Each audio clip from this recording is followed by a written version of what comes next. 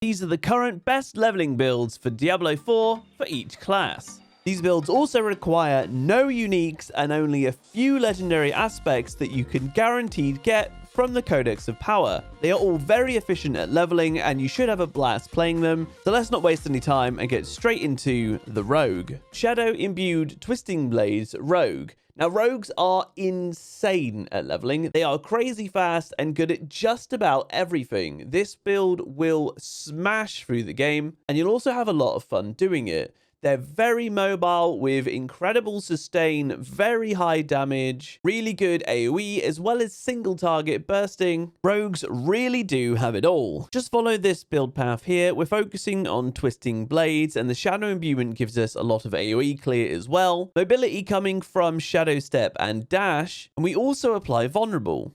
There's 5 legendary aspects. The first one we want to use is disobedience, which is going to give us armor and make us quite tanky. On gloves, you want to use unstable imbuements to give you an AoE when you use your imbuement skill. On your amulet, you want to put on edge masters for more damage, for having more primary resource. On a ring, put on ravenous, which is killing a vulnerable enemy, gives us increased energy regeneration.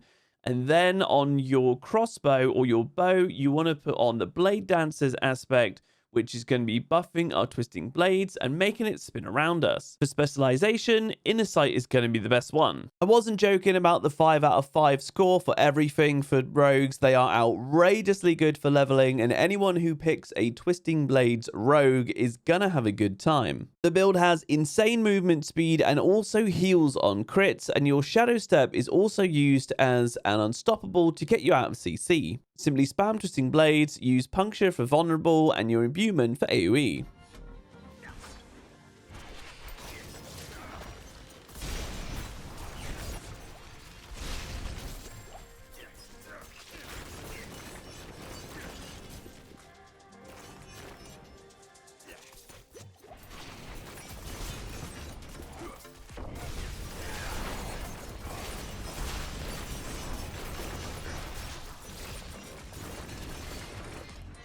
Next up, we have Rend Bleed Build Barbarian. With a staggering amount of bleed damage and big hits from Death Blow that also instantly reset and generate large amounts of fury, Rend Bleed Barbarian is a great leveling build. The meta for Barb is actually to start with Upheaval until about level 8, and then we swap over to Rend as that's when it starts to pick up.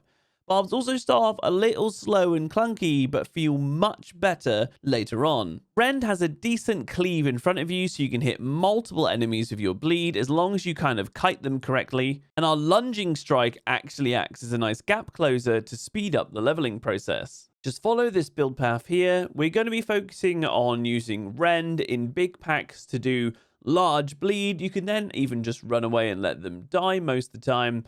Use your ult in big packs and on bosses to get some real good damage off, and then use Death Blow to get insane amount of fury back. If you get the killing blow, it instantly resets, and this is one of the main ways to keep your fury generation up and also apply vulnerable, so make sure to learn to use that correctly. For legendary aspects, we're just using 4. You got Numbing Wrath. Each point of fury generated while at maximum fury grants you Fortify. The next one on a piece of armor is Disobedience again to grant more armor, make us more tanky. On your amulet, same as the rogue, you want Edge Masters to get more damage for having more fury.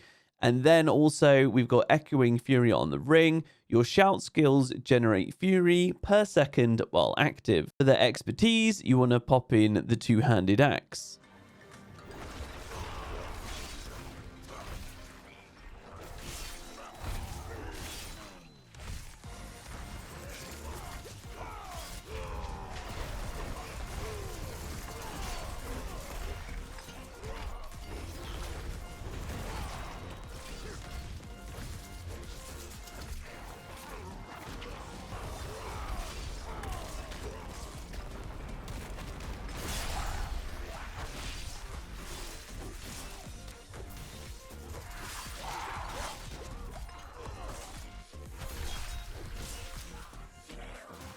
Next up is Ice Shard Sorcerer. This build has very good sustain, really good CC, and actually good damage. Also, really good clear speed as your ice shards bounce off and hit other enemies, and when you freeze them, your enchantment also just automatically fires out, making clearing out a group of enemies really quite easy. You can also stack them together with your Inferno ult, pop down a Frost Nova, and they just all die. Sorc feels strong from the get-go and really does have a fantastic leveling experience, but it does suffer a bit at the moment at endgame when you compare it to the other classes. For the build, simply follow this leveling path. We do also have the chance to completely outright freeze an enemy with one hit, and also a chance to reset the cooldowns of our defensive skills. We use 5 legendary aspects, the first one being again disobedience for the good armor.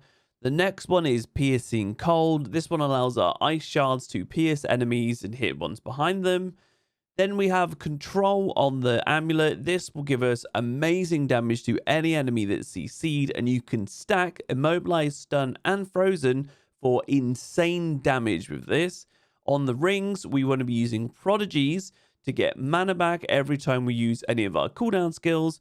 And then because we do also chill and freeze, we've got the Umbral Ring, which will also give us mana back. For enchantments, we start with Ice Shards enchantment, and then once we reach level 30 and we spec into Firebolt, we're going to be using this just to make sure things are burning to be able to apply extra damage from the Devouring Blaze passive. With the build, you want to use your teleport for mobility to get out of tricky situations. You've got your Frost Shield for an extra barrier, but also extra mana regen. We do get our lucky hit chance to proc our key passive Avalanche for extra damage and also mana sustain. Use your other cooldown skills as well to get mana back, while stacking enemies with Inferno and Frost Nova for a huge freeze to let your Ice Shards passive dominate.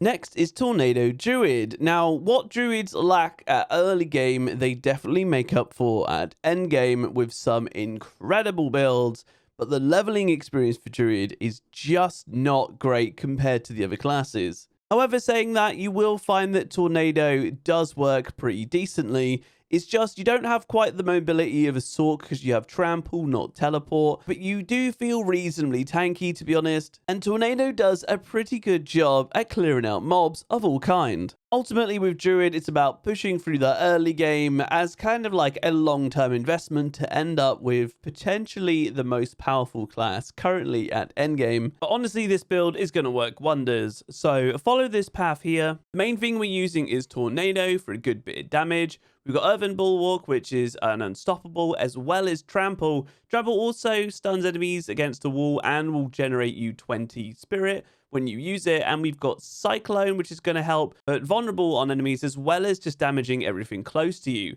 You will be fortified a lot with this build and feel quite tanky, as well as having reduced crowd control duration on you, which is actually quite noticeable if you've played the other classes. But let's get into the legendary aspects. First off, Disobedience. Again, this is going to give us a good bit of tankiness, increasing our armor. Then you want to use Mending Stone to increase the duration of Earthen Bulwark. On Amulet, use Retaliation. This is going to increase the core skill damage based on our Fortify amount. To help with Spirit, we're using Rapid for our basic skill attack speed. And then we also have Umbral, which is again going to increase our Spirit. And this is going to be from Tornado, which always slows. For your spirit boons, you want to go Gift of the Stag, Avian Wrath, Swooping Attacks, Energize, and Overload.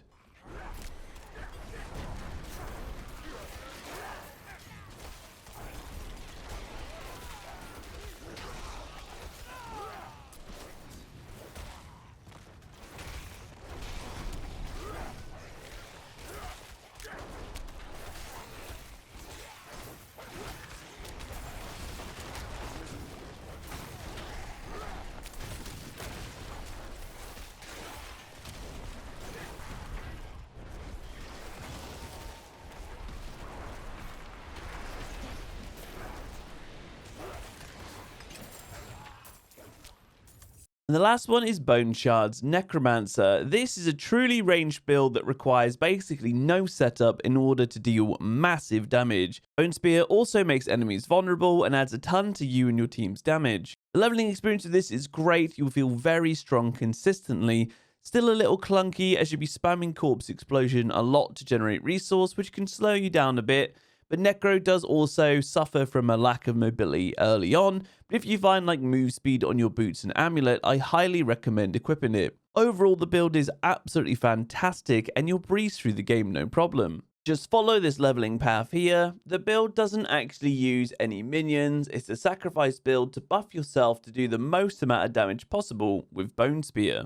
For our legendary aspects, the first one we're going to use again is Disobedience to make us more tanky, give us more armor.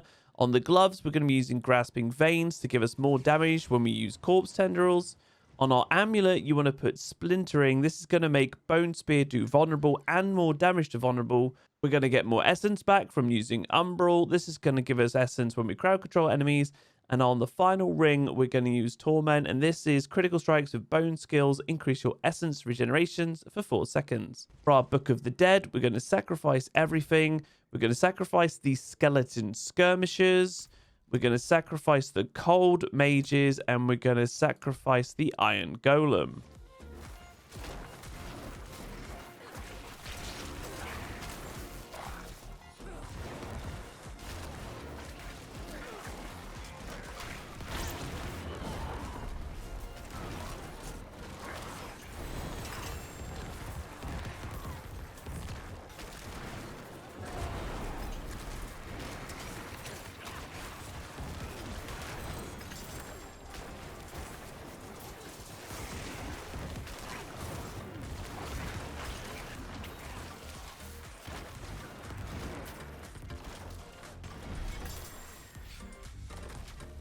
Now, I am obviously aware that there is a balance patch coming in a couple of days. However, I do not think that these builds are going to be changed so much that they become unviable.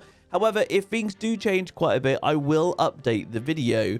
But until then, guys, I hope you have a fantastic start to Season 1. Remember to like, sub, all that good stuff. I stream on Twitch. Links for all that down below, as well as all the build guides. And until the next one, guys, I'll catch you very soon.